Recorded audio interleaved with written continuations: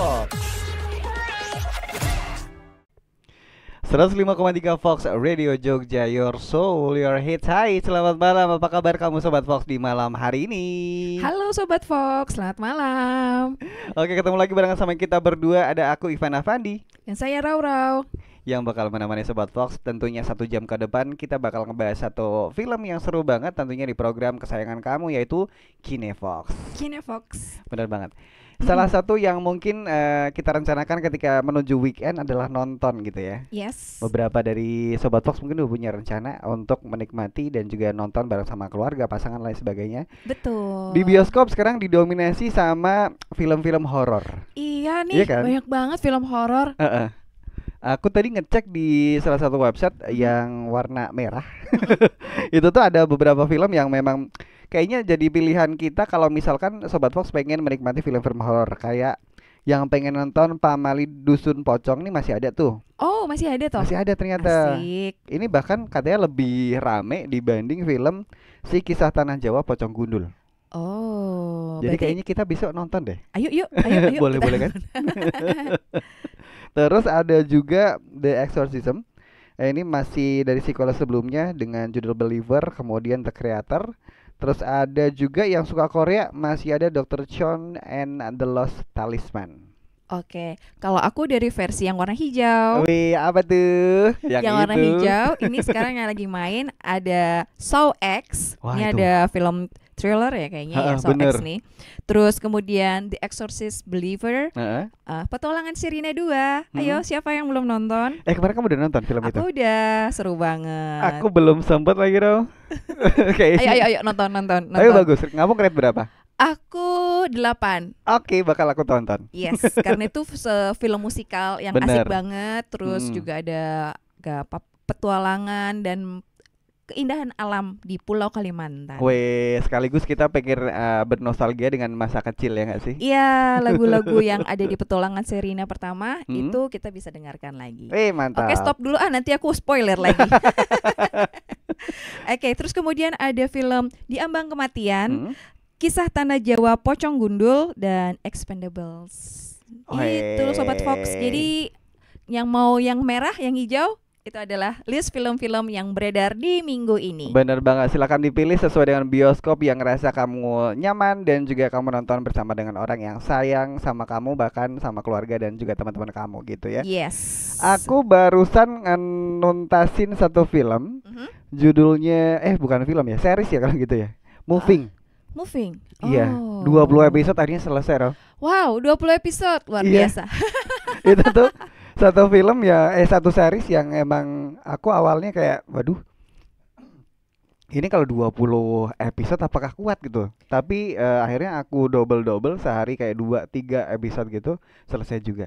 Keren. Sharing dikit dong, ini tentang apa Ini seriesnya? biasa karena dapat pujian dari berbagai kalangan kan. Terus kemudian kritikus juga bilang si series ini bagus, apalagi selama ini produksi Korea kan kebanyakan cinta-cintaan. Ini masih ada unsur percintaan tapi ada superhero-nya juga dan nggak nyangka bisa dikemas dengan sebagus itu gitu. Oke. Kalau kamu Ra? Aku terakhir nonton itu tadi Petualangan Sherina kedua, Ah, yang itu kayak ya semacam mengingat kembali tentang bernostalgia ya. nostalgia tentang Petualangan Sherina yang pertama, karena selain pemeran utama masih sama, Ah, terus kemudian juga kita bisa mendengarkan lagu-lagu yang ada di Petualangan Sherina pertama. aku tuh dapat bocoran gitu ya. Katanya paling bagus di beberapa menit scene terakhir ya. Kalau aku suka ketika mereka ada di dalam hutan sih, karena itu apa ya, sebuah pengalaman visual yang jarang aku temuin aja. Karena mereka syuting di tempat penangkaran orang utan di Kalimantan ya. Iya betul.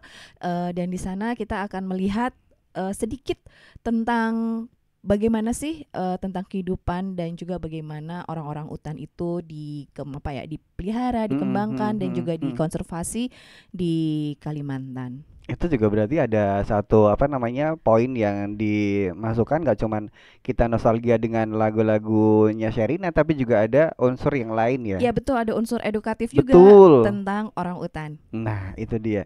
Beberapa hal kemarin juga aku sempat kayak ngaso kan, kemudian lebih sering nge-scroll sosial media. Ya. nggak tahu kenapa sosial media yang pengulangan kata itu tuh sekarang lagi rame banget beberapa konten creator yang memang membahas satu apa ya kasus yang bisa dibilang zaman-zaman kita yang udah lupa gitu bahkan. Oh, aku jadi ngerti nih. Apa tuh?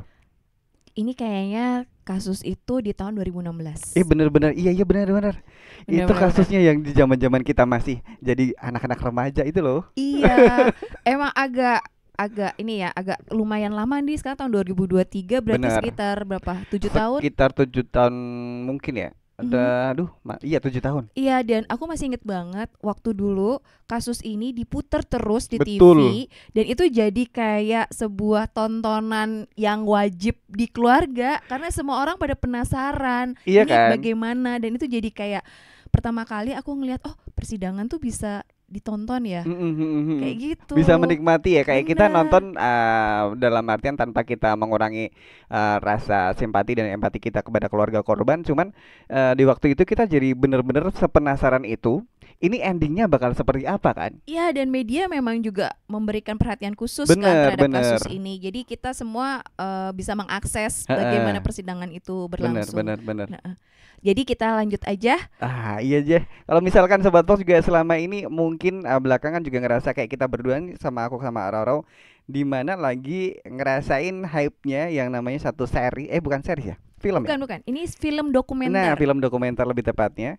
Nah, ini Roro yang bakal nyebutin karena tadi aku belibet. Ya, Judulnya adalah judulnya adalah Ice Cold Murder Murder Coffee and Coffee and Jessica Wongso. Nah itu dia. Pokoknya buat Sobat Fox yang penasaran seperti apa sih pembahasan kita di malam hari ini, silahkan aja dengerin kita sampai dengan nanti selesai tentunya di satu program spesial Kinefox dan kita akan lihat trailernya seperti apa. Yuk kita tonton. Australian resident Jessica Wongso has been charged with the murder of Mina Salihin. Police allege she poisoned her friend by adding cyanide to her coffee. Dia Jessica itu kan kayak setan itu. Deep inside is something like the evil gitu. Yang dibilang the trial of the century itu betul. Kasus kopi cyanida ini mungkin bisa dibandingkan dengan O.J. Simpson. Kasus ini terlalu banyak sisi dan terlalu banyak rumor. Ada rumor ada cinta segitiga antara Jessica, Mirna, dan juga suaminya. Ada kaitannya dengan mafia.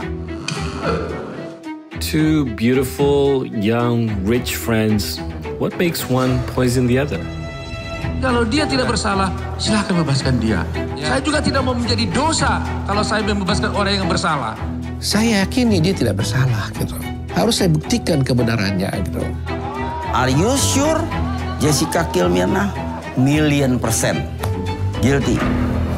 He is the killer. Oke, barusan kamu lihat trailer dari salah satu film dokumenter yang sudah tayang di tanggal 28 September kemarin dan masih bisa kamu akses di salah satu layanan streaming.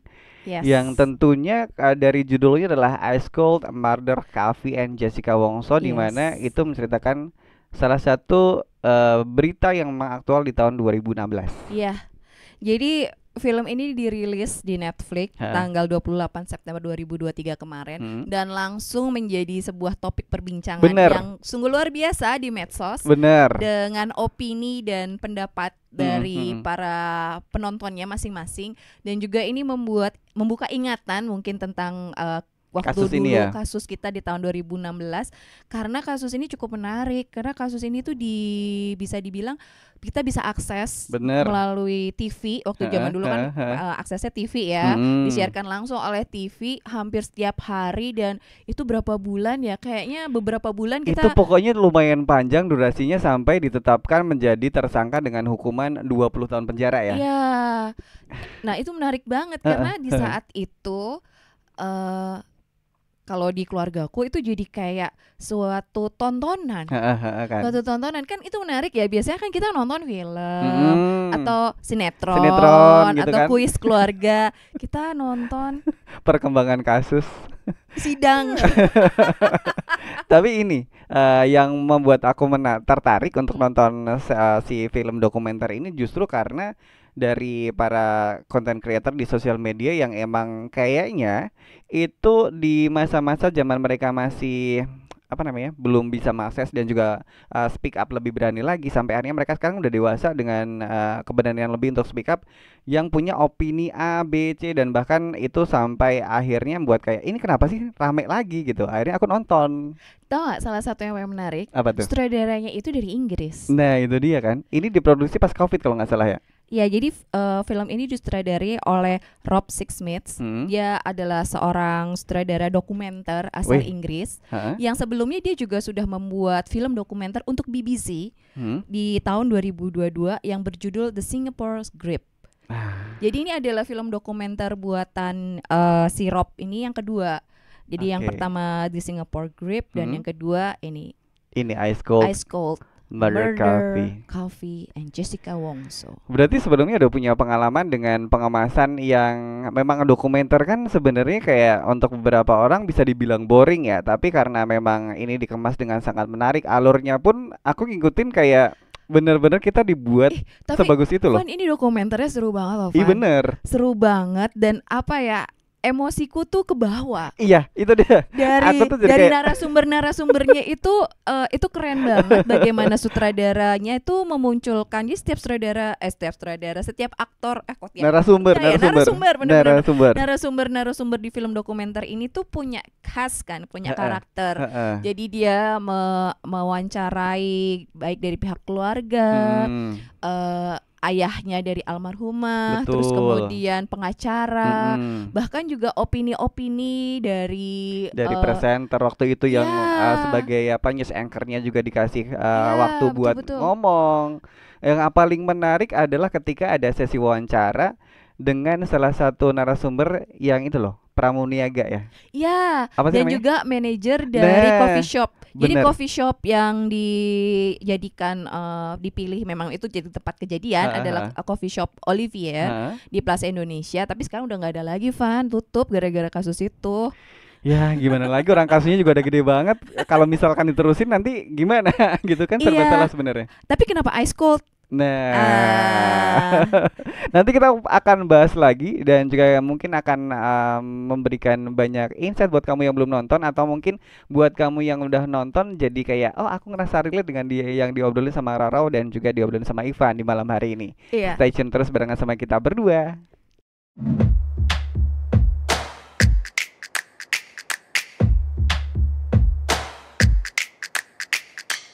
Kinepox.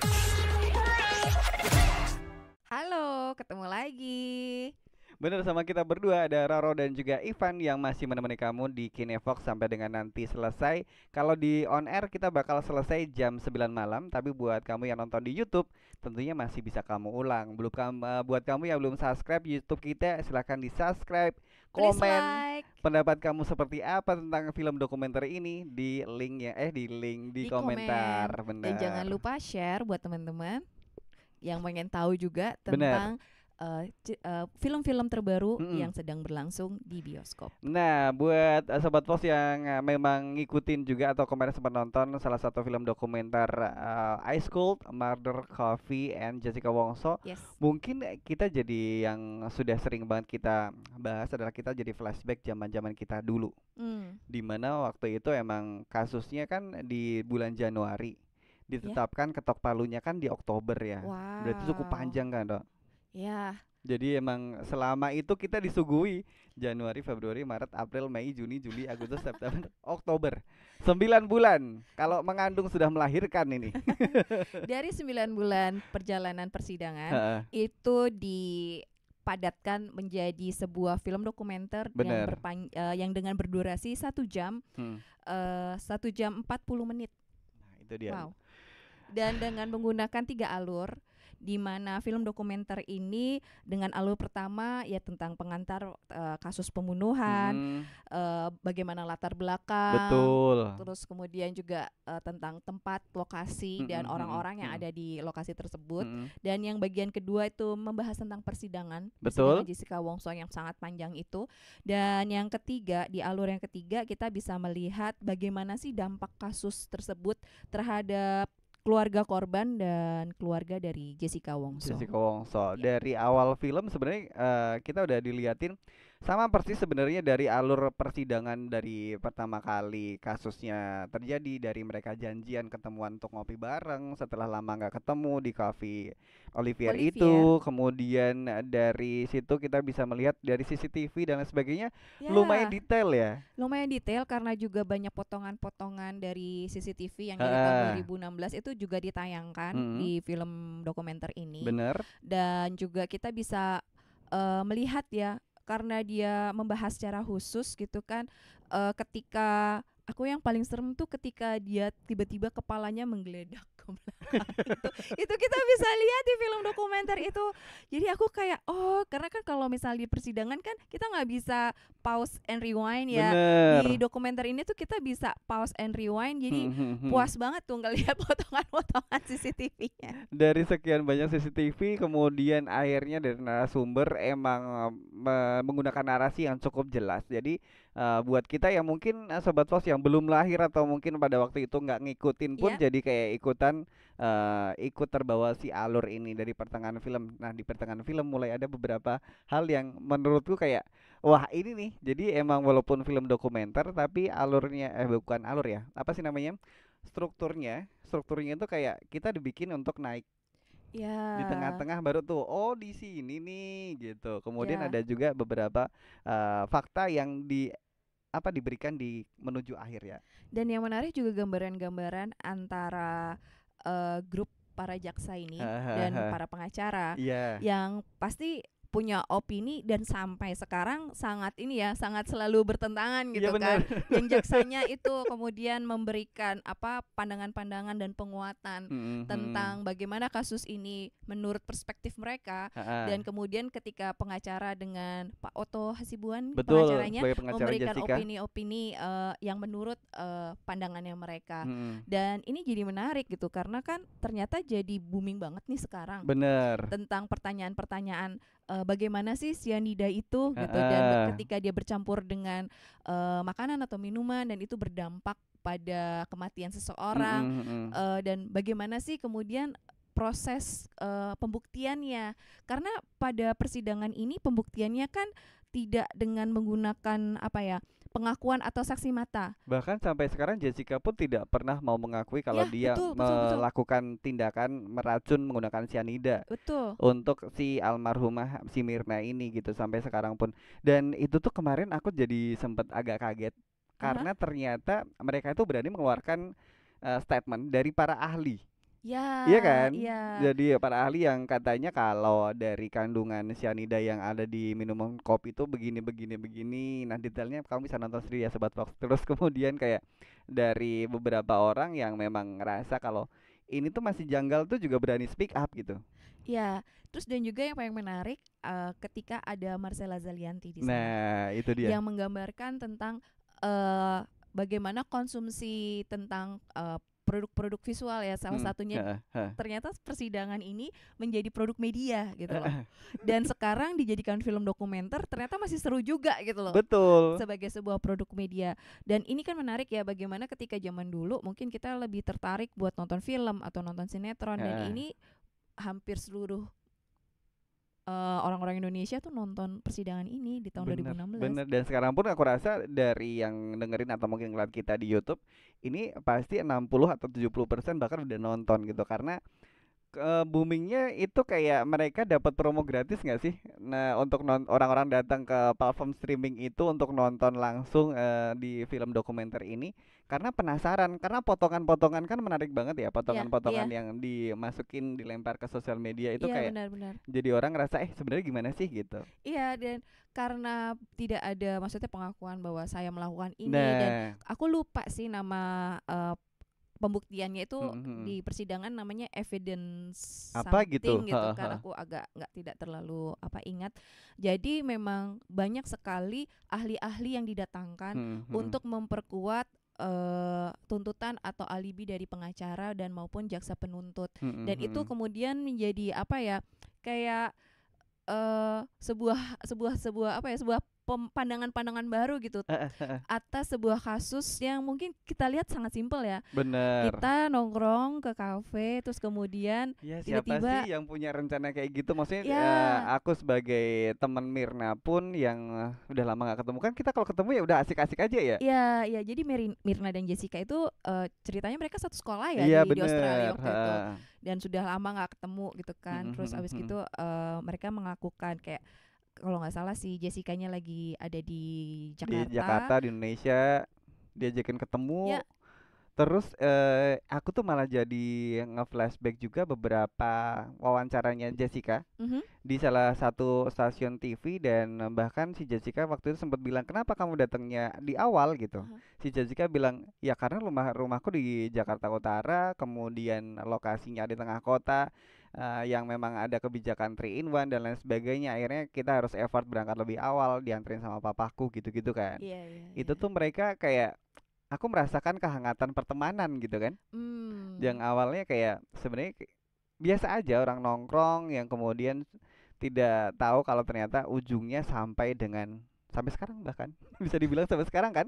Iya, Karena iya. film dokumenternya masih bisa kita lihat dan orang-orang juga masih punya spekulasi-spekulasi yang lain gitu. Betul, dan juga kan bagaimana sih racun cyanida itu bekerja terhadap seseorang. Di kasus ini tuh dibahas dengan menurut aku sangat detail karena banyak banget ini ahlinya yang Ahlinya hadir. makanya itu.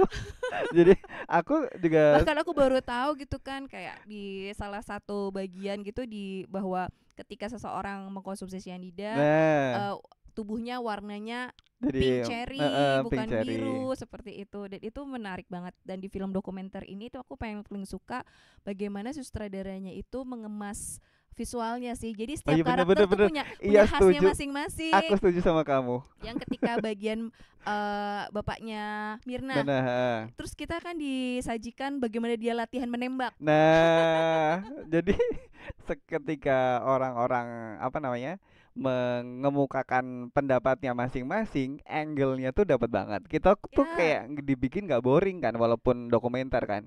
Dengan visualisasi yang memang sebagus itu, angle-nya pun juga pas. Dan orang-orang dibikin kayak mereka nyaman menyampaikan itu. Iya, dan kalau aku perhatikan ya, setiap narasumber itu ternyata masih punya emosional gitu di dalam menyampaikan cerita itu. Jadi menarik sekali gitu bagaimana mereka tuh punya raut, dan bagaimana mereka mengungkapkan cerita itu tuh menurut aku tuh keren banget loh. Kayak bener-bener kayak aktor malah aku bilang. Justru maksudnya mereka senatural itu kan, karena emang punya ekspresi, punya perasaan yang kuat gitu di dalam film dokumenter ini. Dengan background yang jelas, kemudian ketika ada narasumber yang ahli akan diberikan background kalau yang narasumber ini memang punya background yang bagus, berkompeten untuk menyampaikan itu. Misalkan ada yang aku juga sempat skip nama beliau siapa, yang dia menyampaikan bahwa racun cyanida itu kalau di dalam tubuhnya 0,2 persen atau gitu tuh reaksinya tidak akan seperti itu dan lain sebagainya gitu. Dan itu juga menarik sih. Dan juga ketika pengacara yang kemudian kayaknya sih dia memang sudah lanjut usia ya, dan kemudian sudah senior ya. Dan kemudian dia mengatakan no money, no justice. Wah, itu tuh sebuah kalimat yang itu trigger sih. Menohok sekali gitu. Di Indonesia itu no money no justice. Ada kan adegan yang dia mengatakan itu. Iya benar. Dan itu tuh menurut aku kayak gitu, dan itu membuat aku jadi berpikir lama. Jadi kalimat itu menggaung gitu di kepalaku. Gila ya, itu film dokumenter, tapi estetikanya itu dapat banget. Aku tadi mencari kata yang pas untuk menggambarkan film ini. Iya benar, estetikanya tetap diperhatikan. Benar. Dan tentang ice coffee itu, ice cold itu ice coffee, dan iya ya gitu, semuanya bermula dari es kopi. Betul, es kopi yang kalau misalkan dilihat, padahal si mas bartendernya atau waitersnya itu bilang kalau si kopi ini udah nggak warna hitam lagi, bahkan berwarna seperti kunyit, itu kan. Oh wow. Dan kayaknya dari masnya itu aku juga bisa mengambil kesimpulan kalau ternyata orang tuh sebenarnya aware sama lingkungan. Cuman Mhm. bagaimana kita menyikapi dan bereaksi kadang agak delay dan punya reaksi yang kadang mungkin terlambat gitu loh. Jadi kalau misalkan di awal kalau si bartender atau mungkin waitersnya tahu, kenapa tidak dicegah gitu kan? Ya. Dan film dokumenter ini jadi memunculkan kontroversi. Bener. Kalau kita Google juga di berita Hmm. itu jadi banyak sekali opini-opini Heeh. baik dari pengacara maupun dari para ahli yang Hmm. kemudian menganalisa kembali kasus ini. Jadi kira-kira kasus ini akan diangkat lagi nggak, Yovan? Kalau dari beberapa orang beranggapan karena kasusnya sudah 7 tahun, kemungkinan tidak akan. Cuma Ah, netizen Indonesia ini penasaran, Van. penasaran dan pada bahkan mention Pak Jokowi. Oh wow. Jadi kolom komentarnya Pak Jokowi kalau kamu lihat Roh, itu Mhm. tuh banyak banget yang masih berkomentar, Pak minta tolong di apa namanya dibuka lagi nih kasusnya gitu-gitu. Nggak tahu Nah, juga kedepannya kayak apa. ini menarik karena ada sebuah opini yang mengatakan ketika film dokumenter ini diputar Nah, gitu tayang. dari bulan September sampai sekarang ini Hmm? memunculkan opini baru. Hmm. Nah, opininya kayak gimana? Nanti deh kita bahas lagi Sobat Fox. Tentunya di film ini kita masih sangat antusias. Jadi buat kamu yang mungkin punya pendapat lain soal Ice Cold Murder Coffee and Jessica Wongso, menurut kamu ini kasusnya bakalan seperti apa? Kamu komen di kolom komentar di YouTube atau mungkin kamu bisa WhatsApp kita di malam.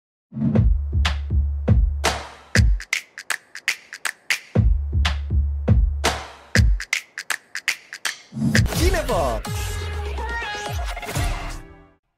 Oke, masih ada Roro dan juga Ivan di malam hari ini sampai dengan nanti jam 9 tentunya di Kinefox kita masih membahas satu film.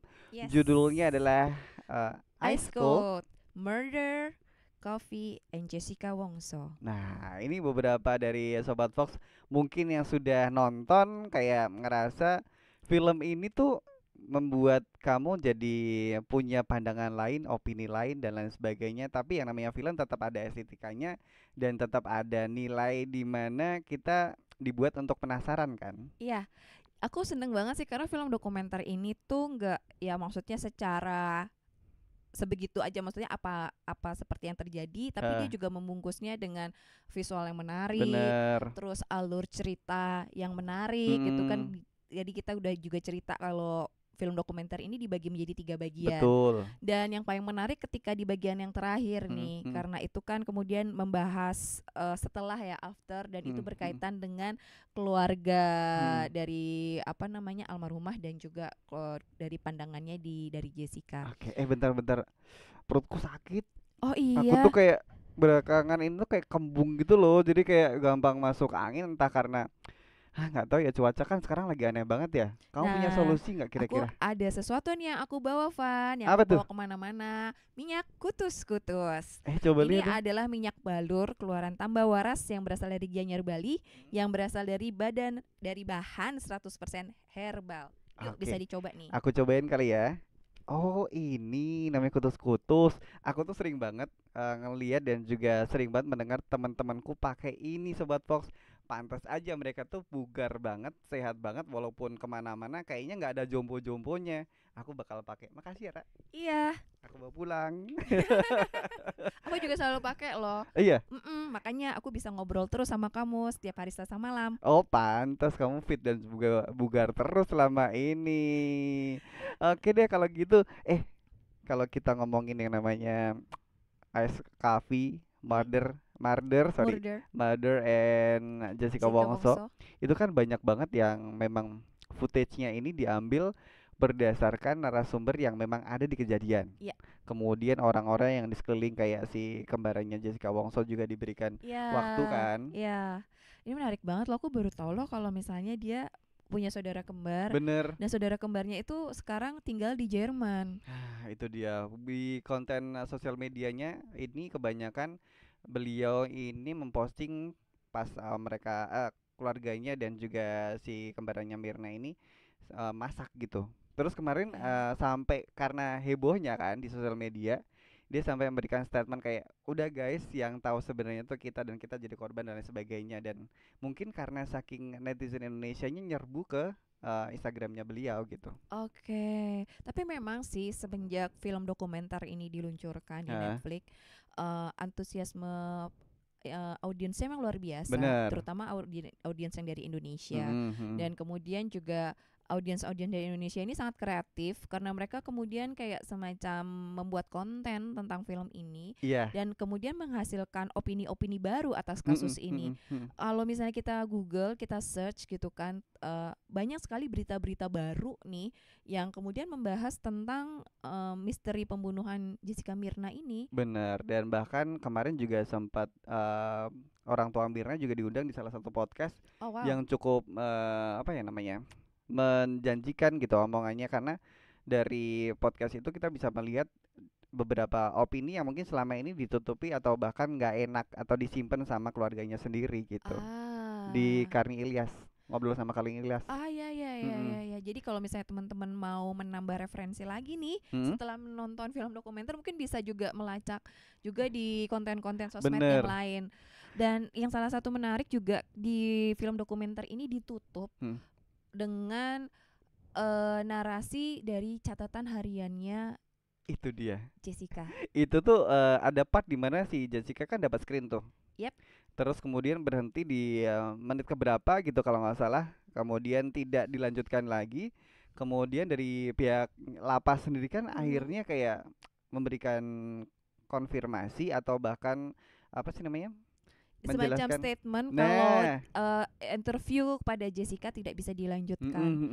Tapi yang paling menarik, kok anehnya Jessica boleh menulis dan buku hariannya bisa diberikan kepada si produser dan sutradara di Netflix ini. Ini menurut aku agak pertanyaan gitu loh buat aku. Apalagi kalau misalnya kita lihat di film dokumenter ini, kita akan melihat latar belakang dari Jessica. Bener. Bahwa dia juga banyak melakukan tindakan-tindakan yang melanggar peraturan di Australia. Iya benar, waktu beberapa dia tinggal kali di sana. kan. Yap, ada sekitar 4 kali mungkin lebih peristiwa yang kemudian melibatkan Jessica dengan pihak kepolisian di Australia. Bener, itu dia yang akhirnya kayak memberatkan Jessica dan juga menguatkan polisi untuk mengarahkan tersangkanya kepada Jessica kan. Dari pihak keluarganya pun juga kayak si Jessica tuh punya record yang lumayan loh, maksudnya lumayan apa ya namanya dalam tanda kutip. Ada catatan kriminal. Nah, catatan kriminal yang pernah dilakukan di Australia gitu, yang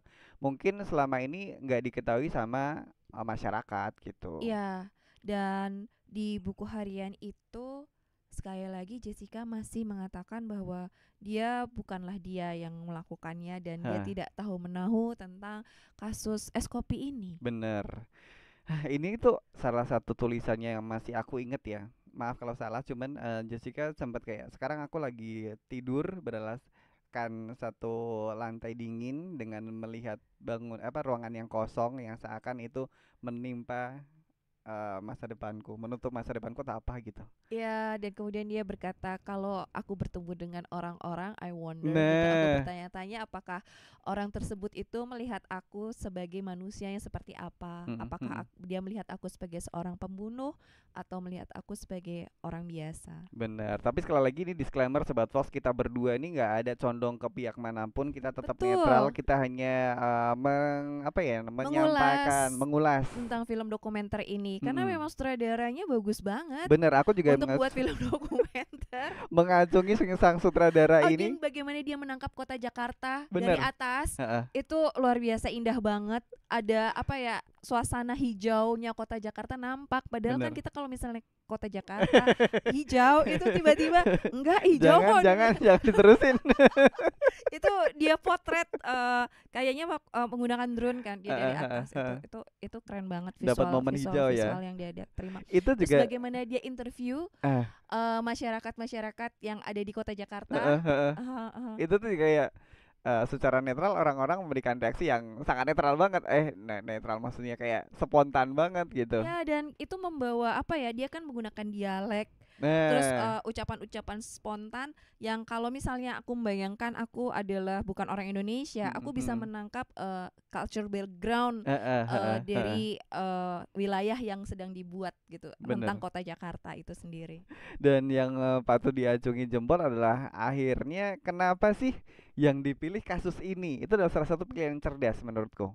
Karena dari sekian banyak kasus kontroversi di Indonesia, hanya beberapa dan salah satunya kasusnya Mirna Jessica dan juga si Cyanida ini yang sampai sekarang masih dalam tanda kutip abu-abu dan punya potensi untuk dibicarakan masyarakat dan itu berhasil. Betul, betul.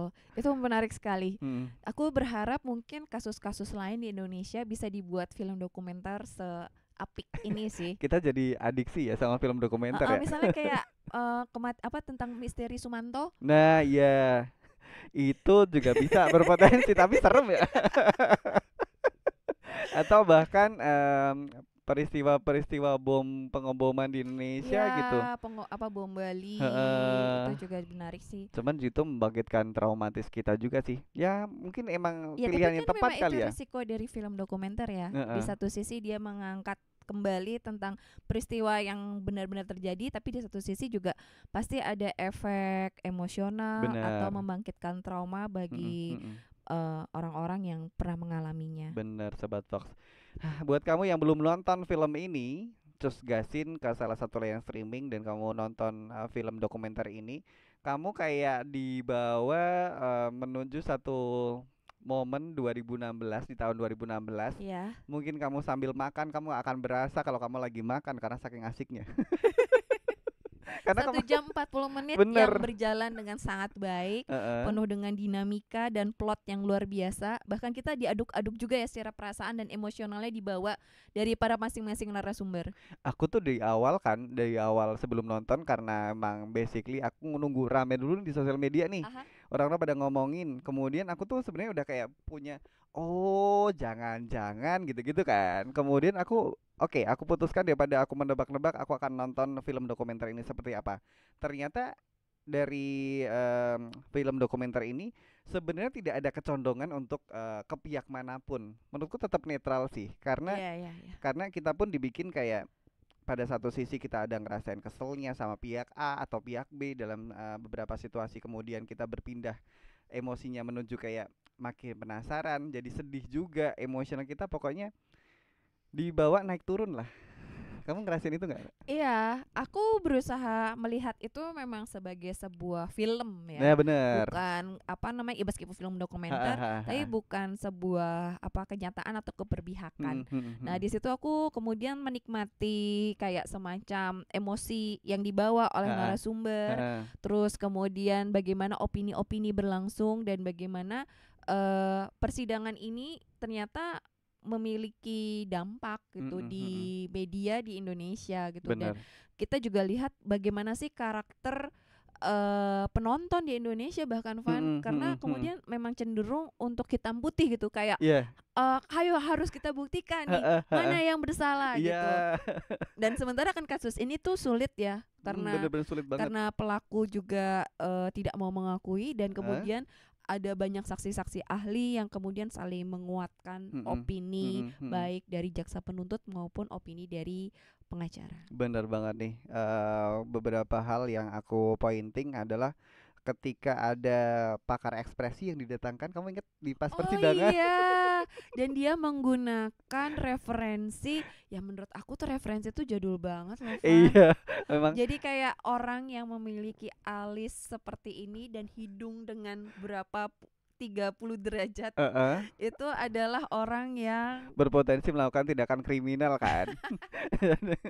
Nah itu dia beberapa hal yang kemarin waktu 2016 aku nggak ngeh karena mungkin juga belum begitu berpikir sejauh itu ya.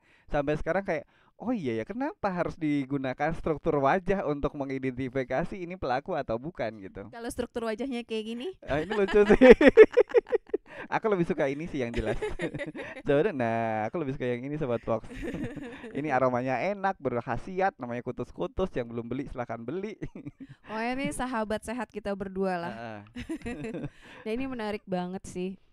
Ini buat aku, tapi ya itu kalimat yang menggaung di kepalaku tuh menarik banget karena dia tiba-tiba yang dari salah satu pengacara saya sendiri lupa namanya, yang dia bilang no money no justice tuh kayak wah itu bener-bener kayak apa ya, Ini punchline yang nggak tahu juga. Ini sebenarnya kita juga sebagai orang awam kan kita mau mengiyakan juga nggak salah bisa, gitu, bisa mau juga. mengtidakkan juga salah. Jadi kita emang nggak bisa gitu. Tapi aku cuma melihatnya dia tuh, aku mengibaratkan dia seperti aktor sih, Van. Nah benar.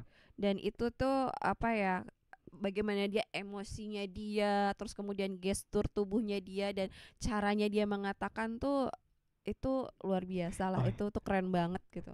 Aku jadi inget kan kalau di film kan biasanya ada pemeran utama, kemudian ada pemeran pembantu dan lain sebagainya. Di film dokumenter ini rata Sobat Fox karena semuanya berperan dengan bagus. Semua memiliki porsinya masing-masing dan memiliki yaitu karakternya tuh khas semua. Itu menarik banget, bahkan sampai manajer dari Cafe Oliviernya itu juga hadir juga. Dia ternyata memiliki karakter yang sangat unik. Bagaimana cara dia menceritakan kejadian di tahun 2016. Bener. Background mereka sangat legit lah ibaratnya kata anak-anak zaman sekarang ya. Legit. Kalau udah ngobrol nggak berasa nih udah hampir 1 jam kita menemani kamu Sobat Fox di malam hari ini ya, Ra. Ya sedih banget. Udah selesai Sobat Fox. Tapi jangan khawatir, kita akan ketemu lagi di Selasa minggu depan. Tentunya di program Kinefox dan aku Ivan Afandi. Dan saya Raura. Oke, terima kasih udah barengan sama kita berdua di malam hari ini. Jangan lupa buat kamu yang lagi dengerin atau mungkin nonton kita di Facebook, di YouTube. Jangan lupa subscribe dan juga like serta comment and share. Bye. Kita berdua sampai ketemu lagi. Dadah. Thank you for listening to Kinefox, your movie update on Fox Radio Jogja.